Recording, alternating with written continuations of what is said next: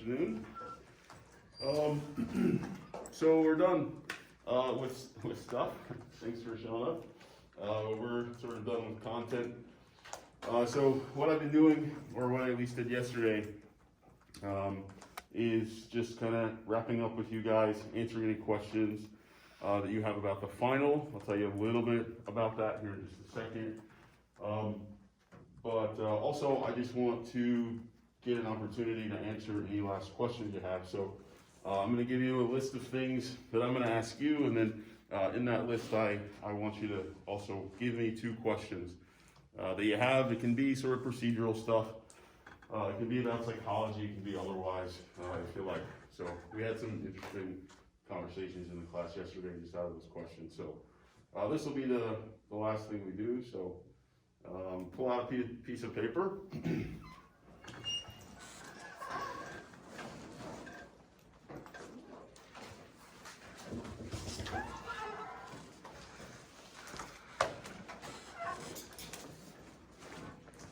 So we're gonna answer these 5 questions. Now I always give these same questions, so some of them will be stranger given the context of this class, but adjust as needed. For instance,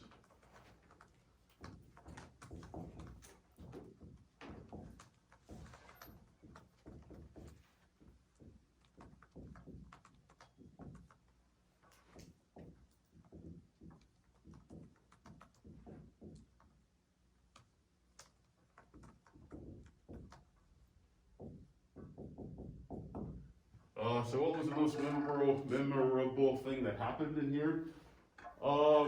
That of course can be something that happened on camera. Again, we didn't necessarily do as many memorable things as I usually do. That's question 1. Question 2.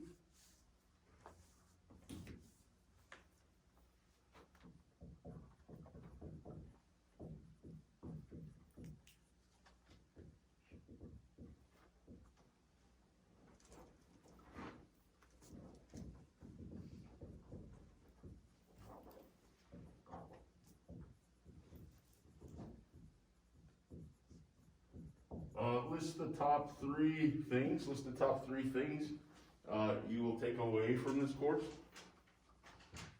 Question 3.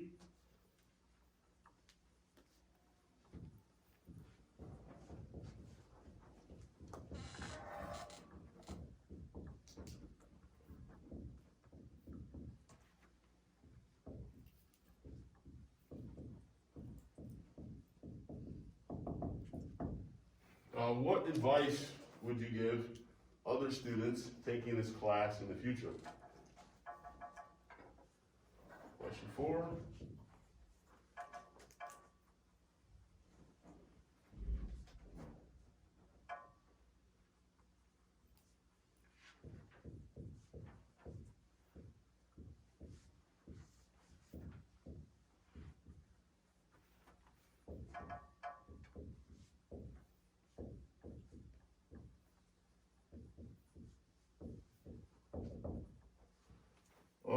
I am becoming, finish the statement, I'm becoming the type of student who, 5, 2 more, 2 more.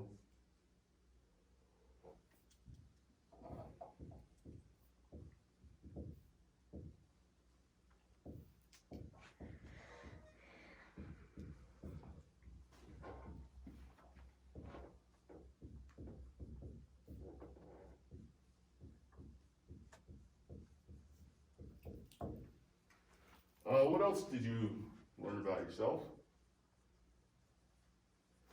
And then lastly, and maybe do this one on a separate page. I'm going to take them both from you, but this last one is, what questions didn't you ask?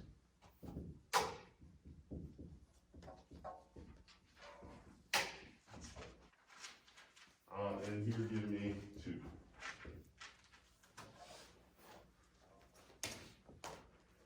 Okay. Why so many essays? There's only 30. Jeez.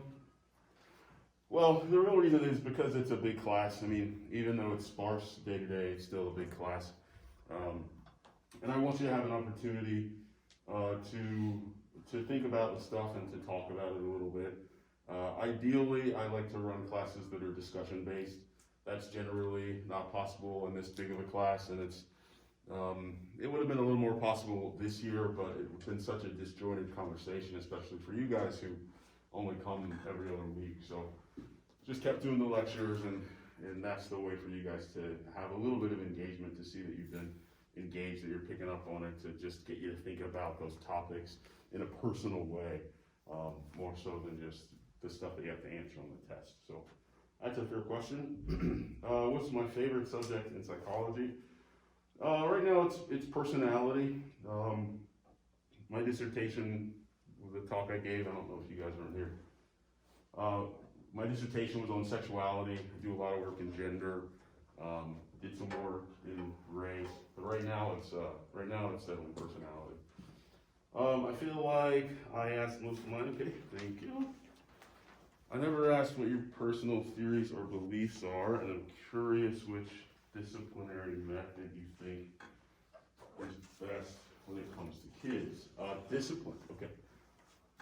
Thought you meant like for life or something, but take discipline. The true key to discipline is, I'm going to say this and I'm going to say something else. The true key to discipline, I think, is that your kids have some understanding of what they've done wrong. I mean, that's not possible at a certain age, at a very young age in particular, but that they have some understanding of that they just don't think, even if they don't think you're being fair, they sort of understand a rule basis. If you can think of the times that maybe you were punished by your parents and you knew you did something wrong versus the time when you were sure you were right and your parents just were on your side, and how much madder that makes you, and that's a different feeling than when you know your parents understand, or at least heard you out, even if they still took another side, right?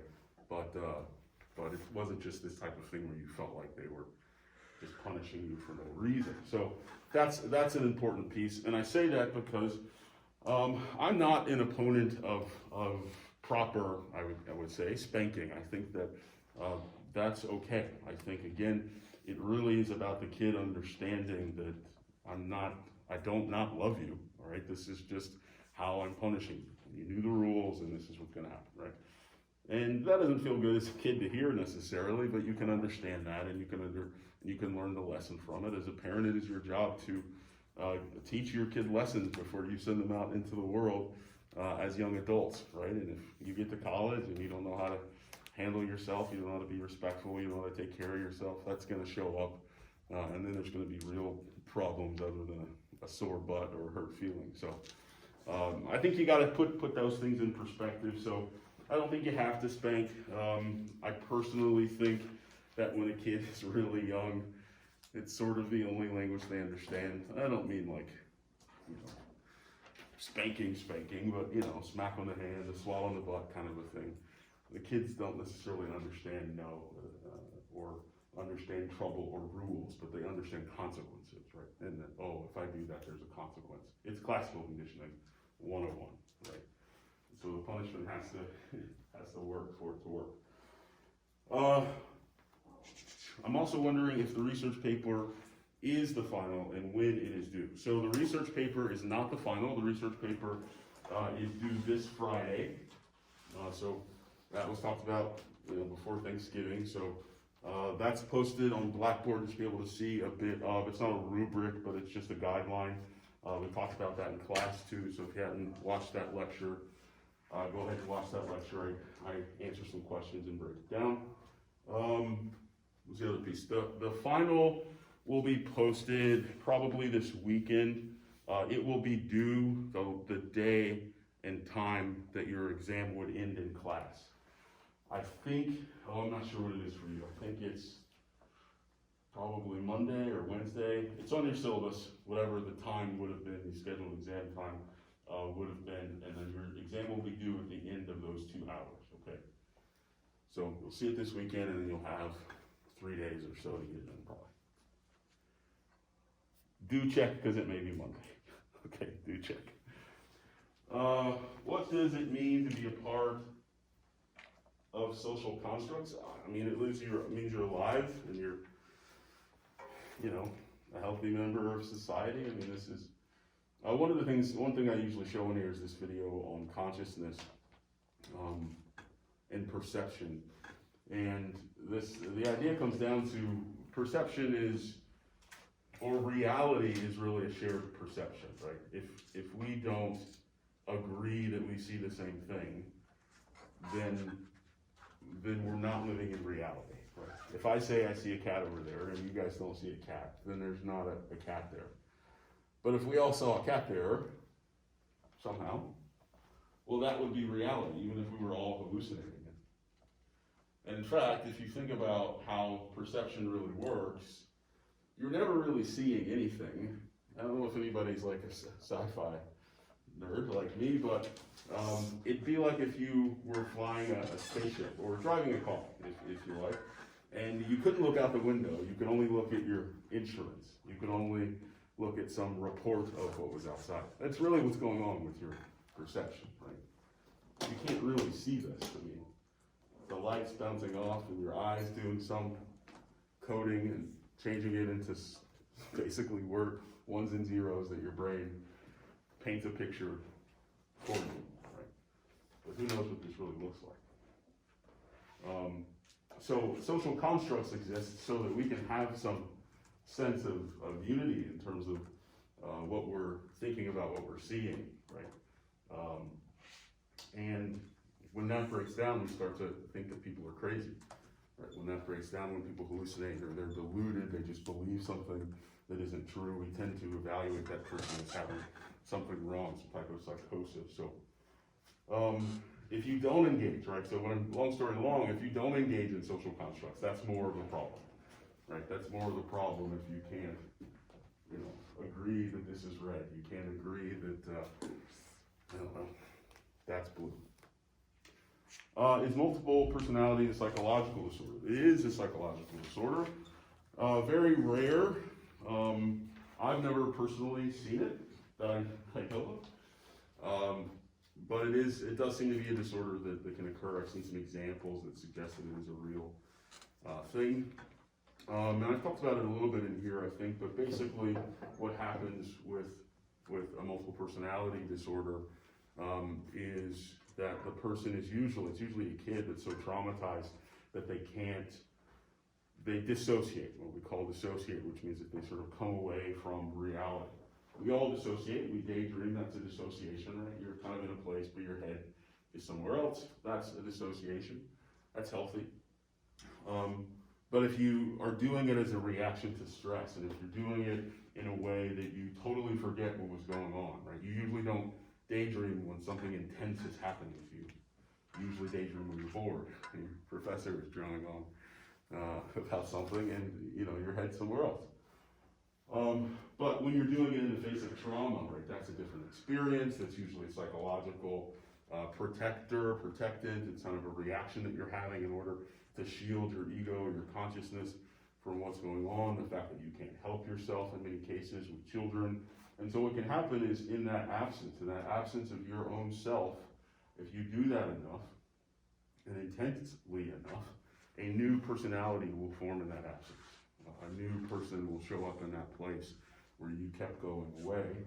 And often that person is there to meet the needs of the moment. So it's not uncommon for, again, this is usually a result of abuse. It's not uncommon for that first alter, as we call them, to be really tough and aggressive, maybe mean, right? Because they're the ones who are going to be sitting in the face of this abuse and maybe need to have a tougher skin and be able to maybe fight back in some ways, even if just verbally or even if just mentally, right? I hate this guy. But you can't say that, that's your dad, and you love him and you have these mixed feelings. But this other guy hates him, so you get to kind of play both sides. You may also develop an alter, for instance, that's really comforting, that's kind of coddling you in those difficult moments. So here's somebody that comes along and says, this is really tough, and your mom's not coming around to hug you, and your dad's certainly not gonna do it, so I understand what's going on, right? And so you're getting these kind of people filling this void. You begin to also fill different roles. So it's pretty fascinating. Again, I haven't personally worked with anybody like that. Do we have a final? Yes. When will it be posted due this weekend? Check your syllabus. What was your favorite part about this semester? I like you guys a lot. It's just been awkward, and it's been awkward for you guys too. So I appreciate you trying to make me think it's something positive here. I will say actually one positive thing has been kind of this time that we're getting right now. Often, I always had planned that we sort of do this last day, but often we don't have time. We're kind of rushing to get through the end of the content, and that's because I'm doing 2 classes and I have to repeat, what I say for you guys for the Tuesday, Thursday class. But this time, because they were sort of mashed together in this way, I was able to just keep moving through and give more time to stuff that I wouldn't have otherwise. And we got through everything, and we get to do this last little question answer thing. What actually contributes more to personality in your opinion? Your environment or your brain makeup? I don't know. I'm trying to find that out. There's another one here. Both, probably. I just generally think about sort of nature nurture stuff, that really nature gives you a context. It gives you, not a context, it gives you certain boundaries for yourself, right? If your dad's a football player and your mom's a strong woman, right, you probably have a certain disposition to how much muscle you can build, right? Versus if, your dad's a jockey and your mom's a ballerina, then right, you're gonna have a different set of skills that you're probably gonna be able to inhabit. So, and not to say that the jockey's kid couldn't get really buff, but he probably can't get as buff as the bodybuilder, strong woman's kid, right? And so I think that same thing about personality. It's not gonna be that linear as just being strong or not strong, right? It's gonna be more complex and faceted. But one of my students last year, we didn't get to finish it because of COVID, but she was doing some research on just taking surveys of parents and then taking surveys of kids and seeing if there was any kind of matching of what types of parents produce what personality types of kids. So we didn't get to finish that, but she did some good kind of research on it. We didn't get to run the study.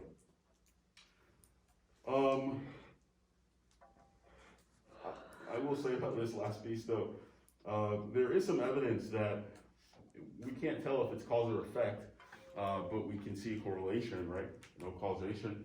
But there does seem to be, not in brain makeup, but it probably is brain makeup on a neurological level, but we're not really good at seeing that quite yet. But we do see that different personality types tend to activate different parts of their brain more often than another personality type. And that's basically like, if you're a feeling type, for instance, the part of your brain that's associated with feelings, it's gonna light up more. We're gonna be able to see that you're using an emotional part of your brain to answer this question, to make a decision, versus if you're a thinker and you're just being logical and practical and not thinking with emotions, we're gonna be able to see the feeling part of that person's brain is not waking up. It's mostly their executive decisions that are being made, that are thinking about more practical, less personal issues. We can test this a little bit. You see, it's my favorite thing, so you got me started. We can test this a little bit by hooking you up, for instance, to an EEG machine and asking you that classic question of, there's a train coming down the train tracks, and on one train track is one person, and on the other train track there's 10 people. If you do nothing, the train's gonna hit these 10 people, right? How do you make that decision, right? If you decide to change the train track, let me ask you this: who would change the train track here? So what's the scenario? Say one or? Yeah. So there's a train coming.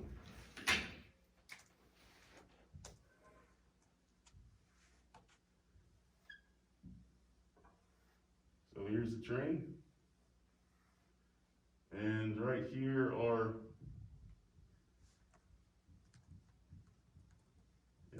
people. And right here is one person. Right, and you're too far away from the tracks to do anything, but you're here in this, as you can see that. So you're here in this control booth. There's a little switch. And if you pull the switch, well, the tracks will move over here. Raise your hand if you pull the switch.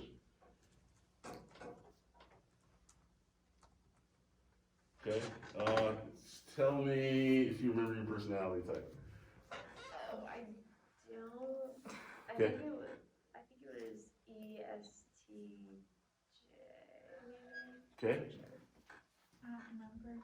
okay, where's your hand up? I'm an INFJ. Where's your hand up? Yeah. Okay, your hand was not up, your hands were not up.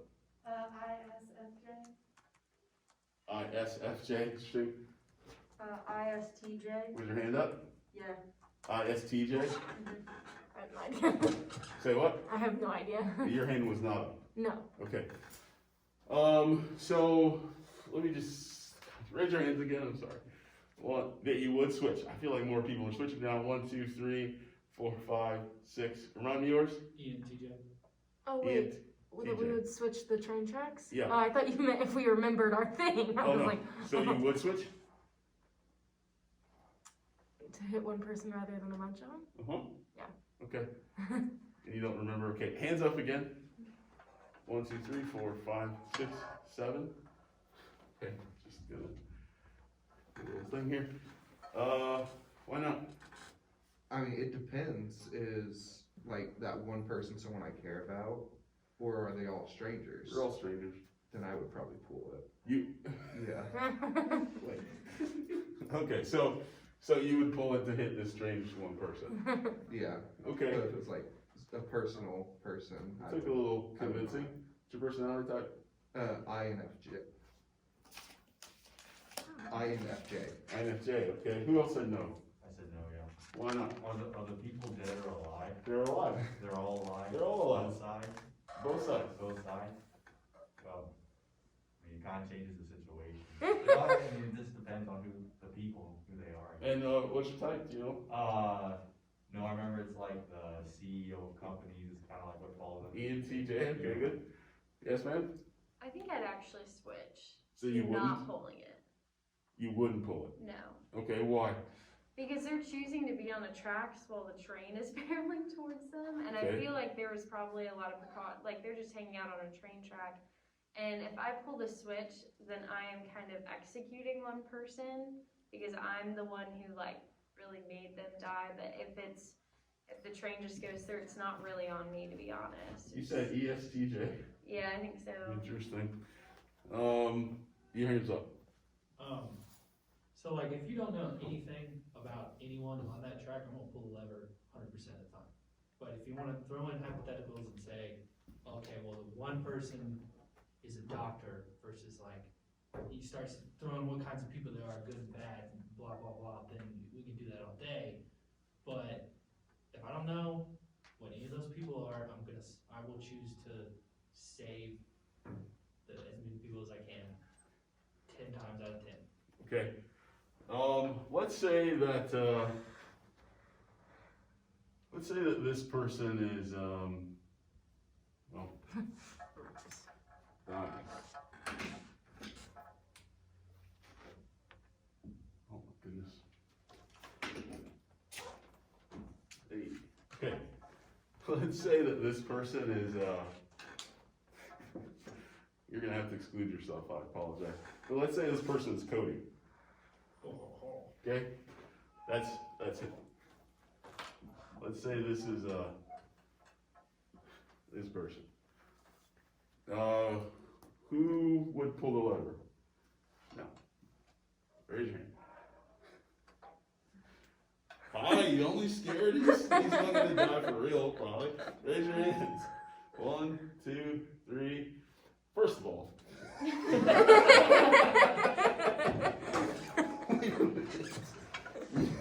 Well, I don't know him. So it's like, You didn't care before. well, I don't know him, so he's still a stranger. And if they're strangers, then you pool to save more. I But if see. you know them, then you save the person you know. That's how I Alright, do it. so he's basically a stranger to you. Yes. Okay. Did you have your hand up? Yeah. Just gonna kill him? Yeah. Why? Because it's still one person that I don't know. Okay. Anybody else? I agree, thanks for killing me. I'm sorry. Very good, alright, well, let's say,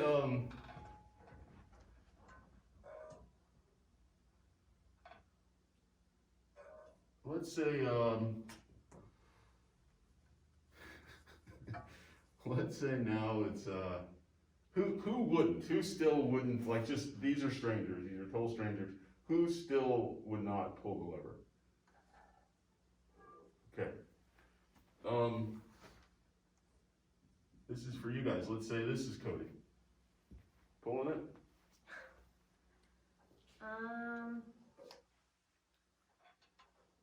It's a little bit harder, but I think I wouldn't, just because Okay, I still. still don't know. It's a little bit harder, but I don't have an intimate connection with them, so no.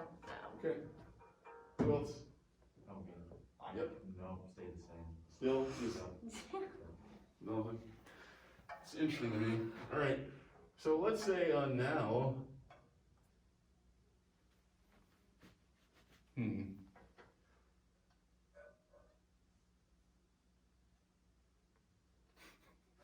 Okay, let's say now, this is your mom.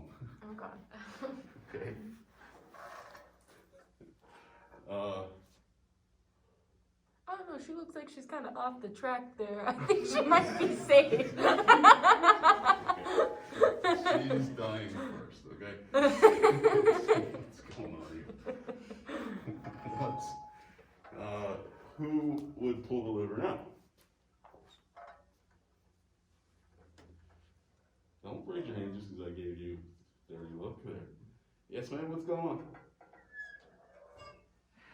My mom shouldn't have been on the train tracks. I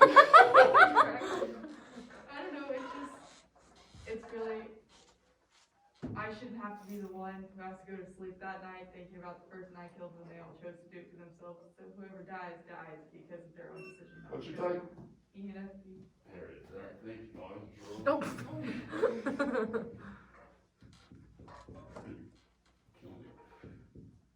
Okay, interesting. One more. Of course. Ooh, Mom.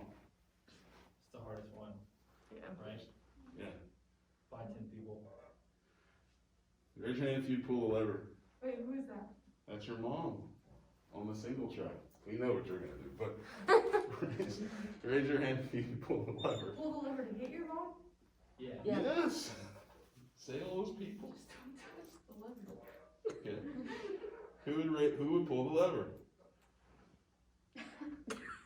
Where are my psychopaths? Yes? I think I honestly would pull it. Why? I don't know. Do you like your mom? pull it. I I love do my like your mom. Don't get me wrong, but I would pull it. I don't know why though. I really don't know why. This is 10 You people just over have one. this like. Like you go both directions, you're like, which way, which way? I'm just gonna do this and whichever Hope one that it goes. derails. Yeah. So, very good, right? And you're right, this is the hardest one. And I brought this up too in response to the question because this is a thing that we can watch your brain, right? Because what we're really testing here in this way, and you can just ask this for fun, it's sort of a moral question, but you can ask it to also watch and see when people switch over to making an emotional decision, right? The first scenario where they're all strangers, that should be practical, right? And some people won't do that, and I'll talk about that in a second, but that's the most practical decision. You have to do a thing, but I don't know this person, I don't know these people, 10's more than one, I'm gonna say 10 people. That's just practical, right?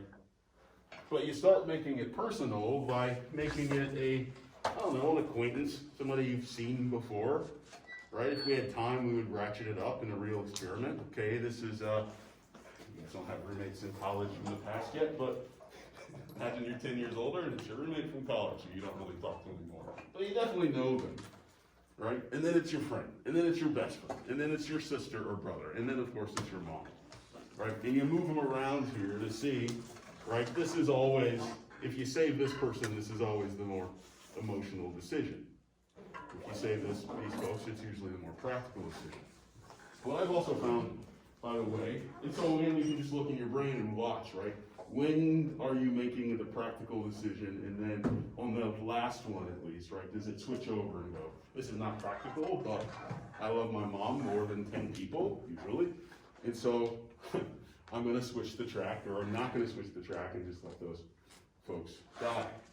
The other thing that I found, just in doing this in the class, and I don't remember if I read it in the actual study that they found it too, but emotional folks also, feeling types usually just don't want to do anything because now they're responsible, right? I pulled the thing and I killed one person. Otherwise I just watched 10 people die, and that's sad and all, but I didn't do it, right? And that is also an emotional decision. It was interesting to me that we had some ENTJs and some some ESTJs making that more emotional over practical decision. But I can tell you about these types, they're deep feelers anyway, they're just pretending to see you. But the more practical decision, right, is generally just to kill the 10 people, or excuse me, kill the one person. And we can tell when your brain is a feeling type, and we can tell how much of a feeling type you are by watching when you make that decision. Oh no, it's a friend I never really talked to, it's this guy I saw in class once, right? I gotta save him. Versus, no. Right. Long story, well. What are some other types of psychology that we didn't learn about? One that I really like is evolutionary psychology. That's something that looks at how they don't ask the question, why does something happen? They ask the question, why is it possible that that can happen with regard to psychology? So I talked about this a little bit when we're talking about depression, which is to say, why is it possible that we can get depressed? Well, we do in class a little exercise and come to this idea that it's really about getting the person to let go of whatever it is that they were holding on to. We sort of see it as the opposite, but it may be that we get depressed so that we stop expending resources. I'll give an example about putting a bunch of money in a Coke machine. Eventually it doesn't give you the Coke, keeps not giving you the Coke, right? Eventually you walk away dejected, maybe sad, maybe pissed off, but you walked away. You didn't keep putting money in that machine that wasn't going to give you anything. So an evolutionary psychologist in that way would say that that's by design, right? We evolved to have that release mechanism. Those folks who couldn't get depressed, who kept trying and put all of their money, all of their savings because they were trying to get a soda, right?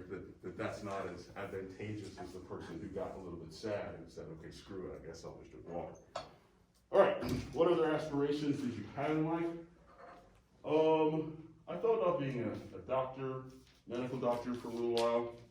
We talked about that yesterday. Psychologist, of course. I mean, I do that, so that's nice. I do a little bit of writing. I've done photography in the past. I've been on a pretty sure-footed course, which is nice. Like I haven't necessarily been like, oh, I want to do this, and maybe I want to do this. So that's just been something that's kind of a blessing for me. I know a lot of folks kind of struggle with that, but that's appropriate. My story is unusual. If you could have a do-over, would you do it the same? Yeah, probably. I mean, I probably don't have a choice, right? I am who I am, and maybe free will doesn't exist in the first place, and I'm gonna end up right here every single time. For better or worse, I was thinking about this the other day. I'm not a guy who has a lot of regrets. I don't, not to say I haven't done things I don't regret, but I usually don't dwell on them. So I just like to move forward, onward, I say. There's always something to learn, so look for the lesson. Yeah. All right, that's all I got. Any other questions? Did I answer your questions about the final? Again, the video I did yesterday, Whenever I post it, they'll spot the answers for questions too. I didn't turn my questions in, so nobody's asking. Yes, please. Yeah. Why do you not get homework? So Other than that. I don't wanna grade it. Okay. And then, did you always want to be a psychology teacher growing up? I wanted to be a medical doctor, and then I wanted to be a psychologist. I sort of made this decision kind of late. I mean, I was through grad school. It was really, I thought about it for a long time. I really liked teaching. But it was really when I was applying for jobs that I said, what if I did this instead of clinical work? And then is there a study guide for them? No. So, I did say yesterday, and I'll tell you guys, it's not cumulative in the sense that, you need to know everything, but it is cumulative in the sense that you should know a lot about a couple things, okay? A little hint, I like to see you ask questions. Yes, sir? So mine were just the stereotypical, how did you wanna become a psychologist or when? I like helping people. I figured out, watching ER shows that I was not gonna be good with blood and guts. And that this would be a way to help people that didn't involve cutting them open, at least physically. And then the other one was just, when was the due date for the paper? Due date is Friday, so, have those in, Friday. There should be the portal up. If there's a problem, email it to me. And if I have a problem reading it, what I'll often do is give you a 0 and then just email it. That's just to freak you out like that and have you go, oh no, what happened? And then you'll read the comment which says, I couldn't read your thing, could you please resubmit it? So no big deal. Okay? Is the final, when is our day for the final? It's Wednesday. Is it Wednesday? Thank you. What time?